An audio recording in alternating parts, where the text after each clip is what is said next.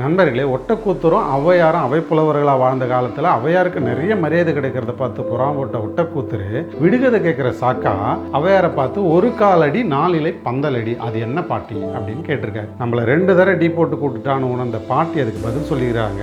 அட 8 லட்சணமே, 8ங்கிறத அப்பெல்லாம் ஆண் தான் எழுதுவாங்க, காலுங்கிறத வான்னு எழுதுவாங்க. அவ லட்சணமே எமையேறும் பரியே, எரும மாடே, மட்டில் பெரியம்மை வாகனமே, பெரியம்மைனா மூதேவி, வாகனம் கழுதையே, முட்டமே கூரையில்லா வீடே, கூரையில்லா வீடு குட்டி செவரே, குலராமன் தூதுவனே, குரங்கு யாரையடா சொன்னையடா, அது ஆரை கீரையடான்னு சொன்னாங்க. அந்த கீரை இதுதான். ஒரு கால் இருக்கும், இலைகள் 4 பந்தல் மாதிரி இருக்கும். இதை நேரடியாகவே சொல்லியிருக்கலாம். பாயசம் போட்டு கொண்ட பாட்டியை தான் பார்த்துருக்குறோம். இப்படி வார்த்தையாலே கொள்ற பாட்டியை பார்த்துருக்கீங்களா? இந்த கதையில் வர்றது கம்பரா ஒட்டக்கூத்தரான்னு நிறைய கான்ட்ராவர்சி இருக்கு. ஆனால் பாட்டி யாரையா வச்சு செஞ்சதுன்னு உண்மைதான். நியாயமாக பார்த்தா இந்த பாட்டிக்கு நம்ம இப்படி தான் செலவத்தி கொண்டாடி இருக்கணும்.